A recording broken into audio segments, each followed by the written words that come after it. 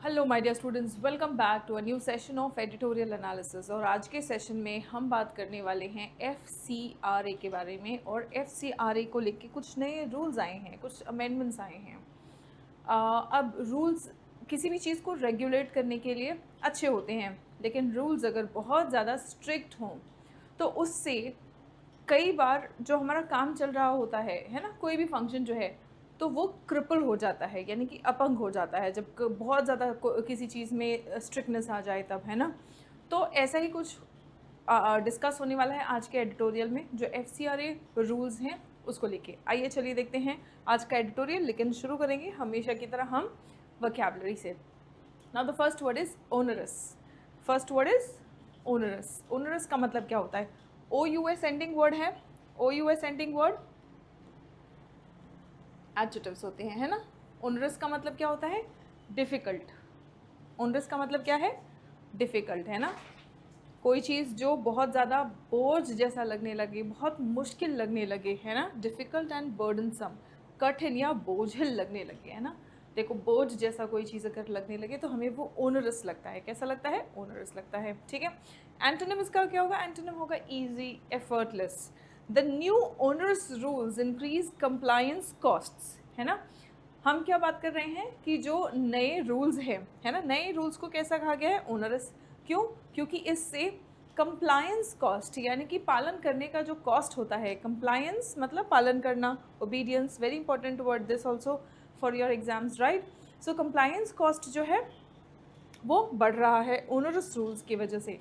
Stepping इन का मतलब क्या है? स्टेपिंग इन, स्टेप इन करना मतलब हस्तक्षेप करना, इंटरफियर करना, इंटरवीन करना, राइट, असिस्ट करना। Now taking action when needed, जब ज़रूरत हो उस समय पर आप स्टेप इन करें, मतलब आप हस्तक्षेप कर रहे हैं।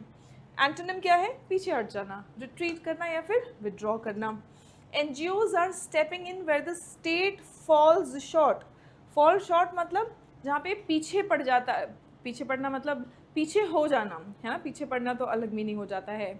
जब जहाँ स्टेट पीछे हो जाते हैं, मतलब जहाँ स्टेट नहीं पहुँच पाते या जो स्टेट नहीं कर पाते, वो कमी कौन पूरी कर रहा है? वो कमी एनजीओज पूरी कर रहे हैं। नो डाउट एनजीओज के लेके बहुत सारा करप्शन भी होता है और बहुत सारे लोग अपने ब्लैक मनी को चैनलाइज करते हैं एनजीओज के थ्रू। बहुत सारी मनी लॉन्ड्रिंग होती है एनजीओज के through, that goes without saying, but the genuine people are working. यहाँ एनजीओज के नाम पे जो मनी लॉन्ड्रिंग हो रही है या फिर कुछ भी पैसे का घोटाला जिस भी तरह का हो रहा है, दैट डज नॉट मीन कि सारे एनजीओज गलत हैं।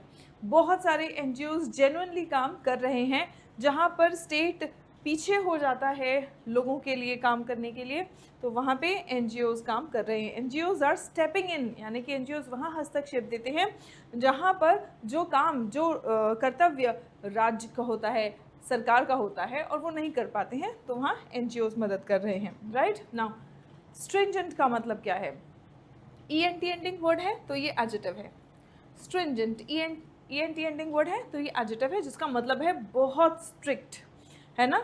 स्ट्रिक्ट, रिगरस, ये वर्ड आपके प्रीवियस ईयर में आ चुका है। रिगरस आपके प्रीवियस ईयर्स में आ चुका है। बहुत बहुत इंपॉर्टेंट वर्ड्स है, आप ध्यान देते चलेंगे, ठीक है। Stringent, rigorous. लीनियंट भी आपके एग्जाम में कई बार आ चुका है, राइट। सो इसका एंटोनिम क्या होगा? लीनियंट, मतलब ज़्यादा स्ट्रिक्ट नहीं है। ये वर्ड तो आपको डेफिनेटली पता होगा, है ना। आप बोलते ही है कि ये टीचर स्ट्रिक्ट है, ये टीचर बहुत लीनियंट है, तो हमने ये वर्ड तो डेफिनेटली यूज़ किया ही है। Now the school introduced dash safety rules after the laboratory accident. एक बात बताइए, लैब में अगर कोई एक्सीडेंट हो तो उसके बाद स्कूल को कैसा रूल्स इंट्रोड्यूस करना चाहिए? कैसे सेफ्टी रूल्स?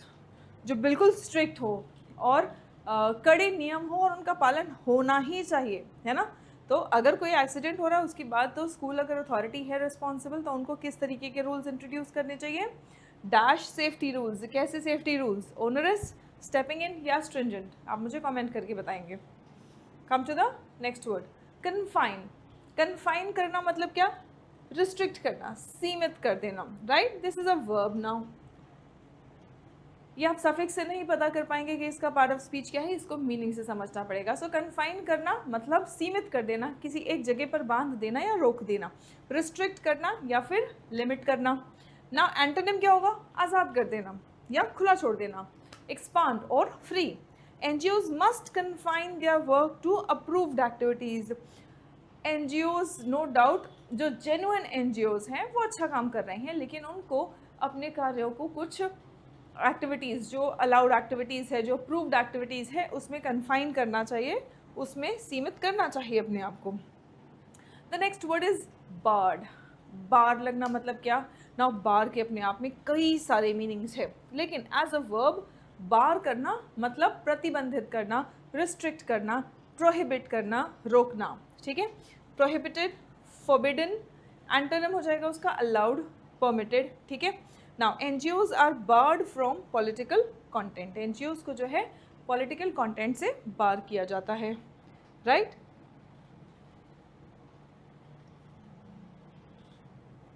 स्टाइफल करना मतलब क्या, ये भी वर्ड आप मीनिंग से ही समझ पाएंगे। सप्रेस करना या रिस्ट्रिक्ट करना। ठीक है, स्टाइफल करना मतलब सप्रेस करना या रिस्ट्रिक्ट करना। आप किसी चीज़ को, इसका सिंपल सा मीनिंग आप समझ सकते हैं, स्टाइफल करना मतलब गला घोंटना। ठीक है, सप्रेस करना, रिस्ट्रिक्ट करना। एंटोनिम क्या होगा, एनकरेज करना, प्रोत्साहित करना, या फिर आप उसको प्रोमोट कर रहे हैं। द रूल्स में स्टाइफल NGO एक्टिविटीज़। अब ये जो रूल्स आए हैं इनका क्रिटिसिज्म इसलिए किया जा रहा है, कह रहे हैं कि ये रूल्स इतने ज़्यादा स्ट्रिक्ट हैं कि ये NGOs की कमर तोड़ सकते हैं। हमें तो NGOs के थ्रू जो भी गलत काम हो रहा है या जो मिसयूज़ हो रहा है NGOs के नाम पे, उसको रोकना है, ना कि जो जेन्युइन NGOs हो उनका ही कमर तोड़ देना या उनके ही पंख कतर देना। हमें ये नहीं करना है। बट इन रूल्स का क्रिटिसिज्म इसीलिए हो रहा है, कह रहे हैं कि द रूल्स में स्टाइफल, कह रहे हैं कि संभावना है, द रूल्स में स्टाइफल यानी कि वो सप्रेस कर सकते हैं, कर्ब कर सकते हैं, डिस्करेज कर सकते हैं। May stifle NGO activities. Students were dash, were के बाद में हम वर्ब यूज़ करेंगे। ठीक है, so students were dash from entering the examination hall without the admit card. Admit card के बिना आपको एग्जामिनेशन हॉल में जाने से प्रतिबंधित किया जाता है, राइट। तो आप मुझे बताइए कि करेक्ट वर्ड क्या है, बार्ड, स्टाइफल या कन्फाइन। तीनों क्लोज हैं और आपको बहुत ही सोच समझ के अच्छे से अपना आंसर मुझे कमेंट में देना है। ठीक है, the next word is revoked. Revoke करना मतलब क्या, ये भी एक वर्ब है। ठीक है, ऑफिशियली कोई चीज़ को कैंसिल करना, आधिकारिक रूप से अगर हम किसी चीज़ को रद्द करते हैं, ठीक है, रद्द किया गया, कैंसल्ड, विदड्रॉन, तो हम उसके लिए वर्ड यूज़ करते हैं रिवोक। एंटोनिम होगा अप्रूव्ड या फिर रिस्टोर्ड। मेनी NGO रजिस्ट्रेशंस वर रिवोक्ड। बहुत सारे NGO रजिस्ट्रेशंस को ही रिवोक कर दिया गया है। नाउ थ्रॉटल करना मतलब क्या, बुरी तरह से रोकना। ठीक है, थ्रॉटल करने का भी मतलब होता है बुरी तरीके से रोकना। स्टाइफल से सिमिलर है इसका meaning.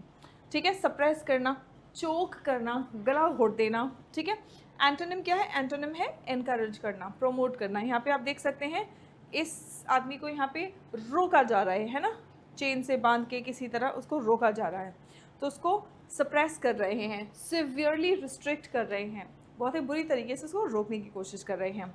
The rules are accused of throttling NGOs। कह रहे हैं कि ये जो रूल्स हैं इन पर क्या आरोप लगा है कि ये NGOs को थ्रॉटल कर रहे हैं, यानी कि NGOs का गला घोट रहे हैं, बहुत ही सिवियरली रिस्ट्रिक्ट कर रहे हैं ना। प्यूनिटिव का मतलब क्या होता है, प्यूनिटिव का मतलब होता है IVE एंडिंग वर्ड है। सबसे पहले तो ये एक एडजेक्टिव है, इसका मतलब होता है दंडात्मक, जिसका मकसद पनिश करना हो उसको हम कहते हैं प्यूनिटिव। ठीक है, जिसका मकसद, जो भी एक्शन का मकसद हो पनिशमेंट देना, उन सभी एक्शंस को हम प्यूनिटिव कहते हैं। पेनल और डिसिप्लिनरी। एंटोनिम क्या होगा, रिवॉर्डिंग या फिर lenient. The editorial criticises the punitive provisions. जो प्यूनिटिव प्रोविजंस हैं उनको क्रिटिसाइज करता है एडिटोरियल। ठीक है, intended to punish. Now excessive regulations may end up dash innovation in the startup ecosystem. Excessive regulations मतलब ज़रूरत से ज़्यादा अगर नियम कायदे कानून आ जाए, रेगुलेशंस आए, तो उनका आखिरकार क्या परिणाम हो सकता है, may end up dash innovation in the startup ecosystem, startup ecosystem में इनोवेशन को क्या कर सकता है? एक्सेसिव रेगुलेशंस, थ्रॉटल कर सकता है, रिवोक कर सकता है, या प्यूनिटिव। देखो, मे एंड अप डैश, आप मुझे आंसर कमेंट सेक्शन में बताएंगे। Now students, we have our application serene Pathshala on Google play store. अगर आप किसी भी वन डे कॉम्पिटिटिव एग्जामिनेशन की तैयारी कर रहे हैं तो उसके लिए भी हमारे पास बैचेस हैं। कंप्लीट इंग्लिश फाउंडेशन बैच सिर्फ और सिर्फ उन्हीं बच्चों के लिए टारगेटेड है जो वन डे कॉम्पिटिटिव एग्जामिनेशंस की तैयारी कर रहे हैं, जिनके लिए सिलेक्शन लेना और रैंक लेना बहुत ज़रूरी होता है। तो ऑब्वियसली आप कोई भी चीज़ पे रिस्क नहीं ले सकते, चलो ये नहीं पढ़ेंगे तो चल जाएगा, है ना। तो आपको एक कंप्लीट तैयारी करनी है, इसीलिए आपके लिए है यहाँ पे एक कंप्लीट इंग्लिश फाउंडेशन बैच। ना इस बैच में हम करेंगे क्या, 200+ आवर्स का कंटेंट है। अब 200 से ज़्यादा घंटों के कंटेंट में आप समझ सकते हैं कि इसमें grammar, vocabulary, cloze test, पैरासिम्पल्स, comprehensions, बहुत सारे प्रैक्टिस सेशंस, सभी कुछ इंक्लूडेड है। 200+ hours of content is a lot, right. तो इतने में आपकी बहुत ही अच्छे तरीके से इंग्लिश की तैयारी हो जाती है अपने एग्जामिनेशन पर्सपेक्टिव से। Now coming to the students who want to improve their communication skills. अगर आप अपनी कम्युनिकेशन स्किल्स को इम्प्रूव करना चाहते हैं तो आपको कुछ ज़रूरी चुनिंदा चीज़ों को बार बार प्रैक्टिस करने की ज़रूरत है, वो हम करते हैं स्पोकन इंग्लिश एक्सप्रेस बैच में, ठीक है। चलिए आ जाते हैं onerous rules. Now we talk about onerous rules on the amendment FCRA, amended FCRA rules. The fallout, fallout का मतलब होता है नेगेटिव कॉन्सिक्वेंसेस, प्रभाव, परिणाम, ठीक है। तो ओनरस रूल्स मतलब ऐसे नियम जो बोझिल हों, जो बोझ जैसे नियम हों, ओनरस रूल्स। और किन रूल्स की हम बात कर रहे हैं? अमेंडेड, जो संशोधित FCRA रूल्स हैं, उनको हम कह रहे हैं कि ये बहुत ही बोझिल यानी बोझ जैसे रूल्स हैं और इनका नेगेटिव कॉन्सिक्वेंस, इनका दुष्प्रभाव क्या होगा वो देखेंगे हम। The newly amended FCRA rules point to a renewed attempt to stifle NGOs। कह रहे हैं कि ये जो न्यूली अमेंडेड FCRA रूल्स हैं, ये एक नया प्रयास है NGOs का गला घोंटने का। Stifle NGOs. Civil society organizations play a vital role in areas such as health, education, disaster relief, and civil liberties and rights, stepping in where the state falls short. Fall short, fall out का मतलब होता है दुष्प्रभाव, बुरे परिणाम, consequences, और fall short का मतलब होता है जहाँ पे कमी होती है, जहाँ पे राज्य की ओर से कमी हो जाती है, स्टेट से कमी हो जाती है, जहाँ स्टेट पीछे रह जाता है, ठीक है, वहाँ पर सिविल सोसाइटी ऑर्गेनाइजेशन से, NGO क्या होता है? सिविल सोसाइटी ऑर्गेनाइजेशन है ना। तो सिविल सोसाइटी ऑर्गेनाइजेशंस आते हैं, आपने देखा होगा बहुत सारे लोगों को जो स्लम एरियाज़ वगैरह में जाके बच्चों को बिठा के पढ़ा रहे होते हैं, है ना। बच्चों के हेल्थ के लिए काम कर रहे होते हैं, सिर्फ बच्चों के नहीं, जिनको भी हेल्थ रिलेटेड उनको मदद चाहिए होता है, उनको मदद कर रहे होते हैं। कुछ लोग लोगों को खाना खिला रहे होते हैं, कुछ लोग कुछ कपड़े बांट रहे होते हैं, कुछ लोग एनवायरनमेंट के लिए कुछ कर रहे होते हैं, है ना। तो उनको राज्य से कुछ नहीं मिलता, वो सिर्फ अपने पैशन से ड्रिवन होते हैं कि हाँ, हमें जो भी चीज़ जिसको प्रिय लगती है ना, वो उससे रिलेटेड कुछ समाज सेवा वगैरह करना शुरू कर देते हैं, राइट। तो सिविल सोसाइटी ऑर्गेनाइजेशंस जो हैं इस तरीके के, वो एक बहुत इंपॉर्टेंट रोल प्ले करते हैं। हेल्थ, एजुकेशन, डिज़ास्टर रिलीफ, जब भी अगर कोई आपदा कहीं आती है तो वहाँ पर लोग पहुँच जाते हैं मदद करने के लिए, और ऐसे लोग खासकर जो इस बात का जिम्मा उठाते हैं कि नहीं यार, जहाँ पे ज़रूरत है हम वहाँ पहुँचेंगे, है ना, हम वहाँ पे मदद करेंगे। तो ये जो सिविल राइट्स और लिबर्टीज़ की भी बात है, बहुत सारे एरियाज़ हैं, तो ये वहाँ स्टेप इन करते हैं, वहाँ हस्तक्षेप करते हैं जहाँ पे राज्य पीछे रह जाता है। Yet the Indian state has treated NGOs with suspicion, लेकिन फिर भी हम NGOs को सस्पिशन से ट्रीट कर रहे हैं। क्यों? क्योंकि NGOs के नाम पे बहुत घोटाले होते हैं, वो सही है, लेकिन सारे NGOs तो ख़राब होते नहीं ना। NGOs with suspicion using the foreign contribution regulation act, FCRA क्या है? Foreign contribution regulation act 2010 to impose stringent restrictions on their functioning. Earlier this week, FCRA Amendment Rules 2026 were notified, है ना।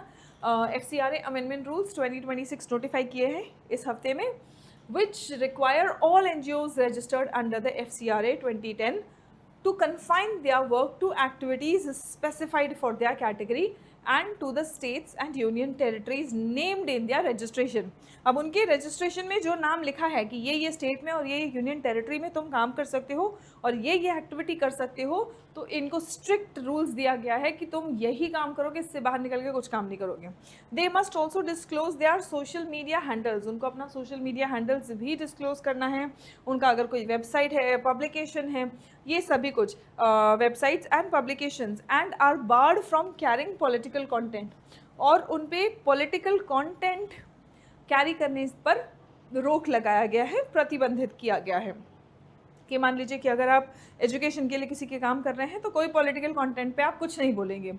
The new rules impose stringent penalties for using funds for unapproved purposes and require NGOs to pay separate fees for each category of work. अब कह रहे हैं कि नए rules क्या कह रहे हैं. अगर मान लो कि आपने बोला है कि हाँ हम बच्चों की शिक्षा के लिए काम कर रहे हैं, तो बच्चों की शिक्षा से हटके और कोई काम नहीं करेंगे आप, ठीक है. और आप जितनी भी कैटेगरी, मान लो बच्चों की शिक्षा के लिए काम करते हैं, फिर उसके बाद में आप कहते हैं कि हम बुजुर्गों के हेल्थ के लिए भी काम करेंगे, तो हर कैटेगरी के लिए आपको एक अलग फीस देना पड़ेगा, ठीक है. अनअप्रूव्ड पर्पसेस के लिए पहली बात तो आप अपना फंड नहीं यूज़ करेंगे. And require NGOs to pay separate fees for each category of work and to each state और union territory in which they are operating. जिस भी राज्य में, यूनियन टेरिटरी में काम कर रहे हैं वहाँ फीस देंगे, और जिस भी कैटेगरी में आप काम कर रहे हैं उस कैटेगरी के लिए भी एक अलग फीस देंगे. Replacing the earlier system of a single registration फ़ी. पहले क्या था, एक सिंगल रजिस्ट्रेशन फ़ी था, ठीक है. आप इतना रजिस्ट्रेशन फ़ी दो और फिर उसके बाद में आपको जो काम करना है आप काम करो, जहाँ काम करना है वहाँ काम करो. अब क्या है, बच्चों की शिक्षा के लिए काम करना है, फीस दो. आपको एक स्टेट से दूसरे स्टेट में काम करना है, यहाँ भी फीस दो, वहाँ भी फीस दो, ठीक है. सो आप देखो, require NGOs to pay separate fees for each category of work. हर एक कैटेगरी ऑफ वर्क के लिए आपको सेपरेट फीस देना है. एंड टू ईच स्टेट, हर एक राज्य या यूनियन टेरिटरी को भी जहाँ पे आप काम कर रहे हैं वहाँ पे आपको फीस देना है. Replacing the earlier system of a single registration fee. These increase compliance costs and paper work. अब इससे क्या हो रहा है, जो कंप्लायंस कॉस्ट है, जो पेपर वर्क है, ये सब इंक्रीज हो रहा है. While the government argues that such measures promote transparency. कह रहे हैं कि सरकार तो कह रही है कि ऐसे मेजर्स से, ऐसे पहल से क्या होगा, पारदर्शिता यानी कि ट्रांसपेरेंसी प्रमोट होगी. Even handedness and national security. एक तो नेशनल सिक्योरिटी और दूसरे इवन हैंडेडनेस, मतलब सबको एक बराबर देखना, ठीक है, ये सब प्रमोट होगा. The rules are clearly meant to stifle the work of NGOs. कह रहे हैं कि ये रूल्स क्लियरली एनजीओज के काम को स्टाइफल कर देंगे, यानी कि उनका गला घोट देंगे, उनको सिवियरली रिस्ट्रिक्ट कर देंगे. Now the operation of the FCRA regime has been far from transparent. कह रहे कि इसका जो ऑपरेशन है वो ट्रांसपेरेंट अब तक नहीं था, मतलब कोई पारदर्शिता नहीं थी. As CPI MP John Brittas recently complained, इन्होंने हाल ही में कंप्लेन किया है कि पार्लियामेंट्री क्वेश्चंस जो हैं on FCRA cancellations and non renewals have been disallowed. अगर पार्लियामेंट्री कोई भी क्वेश्चन पूछा गया FCRA कैंसिलेशन के ऊपर या फिर नॉन रिन्यूअल के ऊपर कि इस एनजीओ को रिन्यू क्यों नहीं किया गया है, उस पर अगर कोई भी पार्लियामेंट में सवाल पूछा गया तो उसको अलाउ ही नहीं करते हैं. एज सीक्रेट, उनको बोलते हैं कि ये सब सीक्रेट है भाई, ये अलाउ नहीं करते. Even though more than 20,000 registrations have reportedly been revoked over the past decade on opaque grounds. Opaque grounds मतलब हमें नहीं पता किस ग्राउंड पर, लेकिन 20,000 तक रजिस्ट्रेशंस जो है, 20,000 से ज़्यादा रजिस्ट्रेशंस को रद्द कर दिया गया है, रिवोक कर दिया गया है. Far from improving transparency. कह रहे हैं कि ट्रांसपेरेंसी इम्प्रूव करने की बात तो छोड़ो, वो तो दूर की बात है. The new rules burden NGOs with greater barriers and commitments. जो नए रूल्स हैं इससे एनजीओज का कमिटमेंट, एनजीओज का बैरियर्स बढ़ गया है. रेजिंग कंसर्न्स दैट, अब इससे क्या चिंता उठ रही है कि सेंटर जो है वो एक चिलिंग इफेक्ट, मतलब डराने वाला इफेक्ट क्रिएट करना चाह रहा है. In Noel Harper 2022 the Supreme Court upheld the stringent 2020 FCRA amendments accepting the state's invocation of sovereignty and national security. State ने बोला कि हम जो भी काम कर रहे हैं वो देश की सुरक्षा और देश की प्रधानता, सोवरेंटी और सिक्योरिटी के लिए काम कर रहे हैं, और इस चीज़ को सुप्रीम कोर्ट ने अपहेल्ड किया है.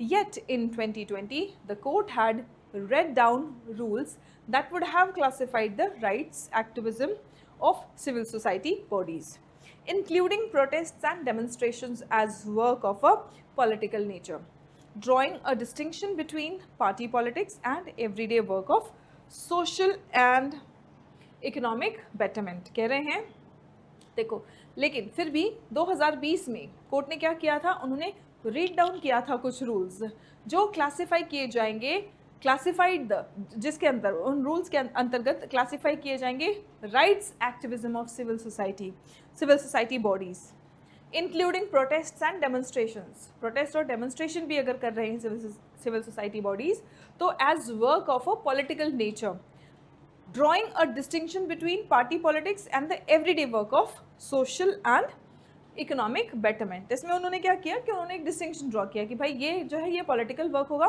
दूसरा जो काम कर रहा है कि हाँ वो समाज के लिए या आर्थिक सुधार के लिए काम है। The new rules seek to treat advocacy and political content as grounds for disqualification। अब ये जो नए कानून हैं, है ना, इसके पहले क्या था कि चलो ठीक है, अगर किसी बात पर कोई NGOs कुछ बोल रहे हैं तो दोनों चीज़ अलग अलग मानी जाएगी कि चलो ठीक है, ये तो जो समाज सेवा कर रहे हैं वो सामाजिक या आर्थिक विकास के लिए काम कर रहे हैं, आर्थिक सुधार के लिए काम कर रहे हैं, सामाजिक विकास के लिए काम कर रहे हैं, अगर कुछ बोल रहे हैं तो फिर वो पॉलिटिकल कंटेंट होगा। लेकिन यहाँ पर पॉलिटिकल कंटेंट अगर आया तो तुम्हें डिस्क्वालीफाई कर दिया जाएगा। New rules seek to treat advocacy and political content as grounds for disqualification. आपका रजिस्ट्रेशन रद्द हो सकता है। In March 2026, the center had proposed amendments allowing a government-appointed authority, है ना। तो मार्च 2026 में सरकार ने क्या प्रपोज किया था, प्रस्तावना दी थी, प्रस्तावित किया था कुछ सुधार। Had proposed amendments allowing a government-appointed authority। उन्होंने कहा कि एक सरकार द्वारा चयनित एक अथॉरिटी होगी, government appointed authority, to take over the assets of NGOs whose registrations were cancelled। अब भाई अगर किसी NGO का रजिस्ट्रेशन कैंसिल होगा तो उन्होंने अपने कार्यकाल में, अपने काम करने के दौरान में कुछ एसेट्स बिल्ड किए होंगे, तो एक सरकारी अथॉरिटी बनाई गई है जो उन एसेट्स को टेक ओवर कर लेगी, अपने कब्जे में कर लेगी। जो भी NGOs या कैंसिल हो रहे हैं या सरेंडर हो रहे हैं या रिन्यू नहीं हो रहे हैं, मान लो कि कैंसिल नहीं किया लेकिन उनको टाइम पे अपना रिन्यूअल करना पड़ता है, तो जब टाइम आएगा तो आपको रिन्यू ही नहीं किया जाएगा, तो इन सभी का एसेट्स क्या होगा, वो सब जाएगा गवर्नमेंट अपॉइंटेड अथॉरिटी के पास। ठीक है। Following strong protests particularly from minority institutions. अब सब बहुत स्ट्रॉन्ग प्रोटेस्ट हुआ है इसके खिलाफ, ठीक है, और खासकर माइनॉरिटी जो इंस्टीट्यूशंस हैं उन्होंने it put the proposal on hold. फिर उन्होंने ये जो प्रस्तावित किया था अमेंडमेंट, इस अमेंडमेंट को उन्होंने होल्ड पर डाल दिया। Now the newly notified rules seem another way. लेकिन अब ये जो नए रूल्स आए हैं ये एक और तरीका लग रहा है ऑफ थ्रॉटलिंग NGOs को थ्रॉटल करने का, यानी कि उनको सिवियरली रिस्ट्रिक्ट करने का एक नया तरीका लग रहा है। That utilize foreign funding for civil society work. FCRA क्या डील कर रहा है, जो भी फॉरेन फंडिंग आ रहा है, विदेश से जो भी पैसा आ रहा है सामाजिक कार्यों के लिए, सोसाइटी वर्क के लिए, ठीक है। The centre should withdraw the punitive provisions. अब ये कह रहे हैं कि सेंटर को ये जो प्यूनिटिव यानी कि पनिशमेंट वाले प्रोविजंस है ये विड्रॉ करने चाहिए। पनिशमेंट वाला प्रोविजन क्या था कि अगर पॉलिटिकल कंटेंट दिखा तो मैं डिस्क्वालीफाई कर दिया जाएगा, तो वही कह रहे हैं कि the centre should withdraw the punitive provisions particularly those on multiple fees. खासकर जो कई जगह और एक काम करना है, अलग कैटेगरी में काम करना है फीस दो, 10 कैटेगरी में काम करना है, लोगों के हेल्थ के लिए भी काम करना है, बच्चों की पढ़ाई के लिए भी काम करना है, वुमेन एम्पावरमेंट के लिए काम करना है, हर कैटेगरी के लिए फ़ीस दो। अच्छा तुम्हें एक राज्य से दूसरे राज्य में भी काम करना है, हर राज्य में फ़ीस दो। तो ये जो फीस से रिलेटेड और ख़ासकर पॉलिटिकल कंटेंट से रिलेटेड जो है उसको और उनको विड्रॉ करना चाहिए और फेयर रूल्स अडॉप्ट करना चाहिए, ऐसा एडिटोरियल का मानना है। ठीक है, एडिटोरियल में जो ऑथर है उनका मानना है। Now coming to the what is the tone of the editorial. देखो एक तो होता है क्रिटिकल एंड कॉशियस, मतलब क्रिटिकल है, क्रिटिसाइज तो कर रहे हैं कि नहीं नहीं देखो ये ठीक नहीं हो रहा है, और कॉशियस है, राइट, कि सावधान रहने की ज़रूरत है। कंसर्न यानी कि चिंतित, चिंता का विषय है। ठीक है, एक कॉशियस होना, एक कंसर्न होना, आप फ़र्क समझो। कॉशियस है मतलब आप ऑलरेडी अलर्ट है, कंसर्न है मतलब चिंतित हैं। एग्ज़ाम जब आप देने जा रहे हैं तो एग्ज़ाम देने जा रहे हैं तो आप कुछ चीज़ों को लेके कॉशियस रहते हैं, कुछ चीज़ों को लेके कंसर्न रहते हैं, चिंतित रहते हैं, पता नहीं क्या होगा, एग्ज़ाम कैसा होगा, एग्ज़ाम में कैसे क्वेश्चंस आ जाएंगे। कॉशियस क्या रहते हैं कि हमने अपना सारा जो भी एडमिट कार्ड वगैरह है, जो भी डॉक्यूमेंट्स लेके जाना है, जो भी चीज़ें लेके जानी है, हम लेके जा रहे हैं कि नहीं, है ना। तो एक तो होता है कॉशियस होना, एक होता है कंसर्न होना। I hope you get the difference between the two, ठीक है। सो यहाँ पे ये सब तो बिल्कुल भी नहीं है, हम न्यूट्रल और डिस्क्रिप्टिव भी नहीं है, हम सिर्फ डिस्क्राइब नहीं कर रहे हैं, हम बोल रहे हैं कि भाई स्टार्टिंग ही देखो, ओनरस वर्ड जैसा वो क्या चॉइस होता है उसी से आपको ऑथर का टोन पता चल जाता है। तो ऑथर का टोन क्या है, भाई ये बोझ जैसे जो रूल्स बनाए हैं इनका कुछ करना पड़ेगा, इससे एनजीओ का गला घुट रहा है। तो ये टोन कैसा है, ये है क्रिटिकल और कंसर्न्ड, क्रिटिकल और कंसर्न्ड, ठीक है। According to the editorial, what is one major impact of the amended FCRA rules on NGOs. Editorial के मुताबिक एक बड़ा प्रभाव क्या है जो अमेंडेड FCRA रूल्स हैं उनका एनजीओज पर। दे रिसीव मोर, इससे क्या उनको और फाइनेंशियल सपोर्ट मिलेगा, क्या इससे वो फ्रीली एक्सपांड कर पाएंगे अपने काम को, उनको हायर कंप्लायंस कॉस्ट और एडिशनल पेपर वर्क करना पड़ेगा, उनको मदद नहीं मिलेगा, उनका एडिशनल कंप्लायंस और पेपर वर्क बढ़ेगा। Why does the editorial argue that the new FCRA rules may create a chilling effect? कह रहे हैं कि ये जो नए FCRA rules है इससे एक chilling effect मतलब डराने वाला, डर पैदा करने वाला, डर का माहौल पैदा हो सकता है। ऐसा क्यों माना जा रहा है एडिटोरियल में, क्या इससे ज़्यादा NGOs पॉलिटिक्स में एंटर करेंगे इसलिए, क्या इससे NGOs जो हैं वो अपना legitimate civil society work due to fear of penalties वो डिस्करेज हो जाएंगे करने से, फॉरेन फंडिंग फॉर एनजीओज इससे इंक्रीज होगा, एनजीओ रजिस्ट्रेशन प्रोसीजर इंक्रीज होगा, नहीं, एनजीओज जो हैं अपना लेजिटिमेट सिविल सोसाइटी वर्क है उसको भी करने से डरेंगे कि यार कुछ गड़बड़ ना हो जाए, कुछ गलत कर देंगे तो जो है पेनाल्टीज ना लग जाए ना। ओनरस, इस शब्द का मतलब क्या है, ओनरस, ईजी एंड कन्वीनियंट, ये तो इसका एंटोनिम है। बर्डनसम एंड डिफिकल्ट, ये है इसका सिनोनिम। ट्रांसपेरेंट एंड फेयर नहीं है, ऑपरेशनल एंड फ्लेक्सिबल नहीं है, ठीक है। चलिए, द न्यू रूल्स, प्लूरल बोला है, सिंगुलर प्लूरल है ये, तो यहाँ पे हमें प्लूरल वर्ब यूज़ करना है, ठीक है। Rules impose stringent penalties on NGOs, new rules imposing नहीं, द न्यू रूल्स प्लूरल है तो अगेन हैज़, ये सिंगुलर है, सिंगुलर वर्ब है, इसलिए ये भी आपका आंसर नहीं होगा, आपका आंसर होगा ऑप्शन बी, आपका आंसर होगा ऑप्शन बी। अब आपके लिए एक सवाल, should NGOs receiving foreign funding, जो भी एनजीओज हैं आपको क्या लगता है, नो डाउट घोटाले बहुत होते हैं एनजीओज में, ठीक है, फॉरेन फंडिंग वगैरह पैसे की हेर फेर बहुत होती है, लेकिन अब आप मुझे अपना एक ओपिनियन बताएंगे कि क्या एनजीओज जिनको फॉरेन फंड मिल रहा है उन पर स्ट्रिक्ट गवर्नमेंट रेगुलेशन होना चाहिए, हाँ या ना। और जो भी आप बोलेंगे उसके पीछे स्ट्रॉन्ग आपका एक ओपिनियन, फैक्ट बेस्ड ओपिनियन होना चाहिए। Try writing this down so that you improve not just your analytical skills but also your writing skills, ठीक है। चलिए, आप मुझे एक बार कमेंट करके बताएंगे, and here are some points that will help you putting down your opinion in the comment section, ठीक है। सो आज के लिए इतना ही, मिलते हैं अगले सेशन में, तब तक अपना ख्याल रखें, स्वस्थ रहें, मस्त रहें, सभी बच्चे पढ़ते रहें और आगे बढ़ते रहें। जय हिंद एवरीवन।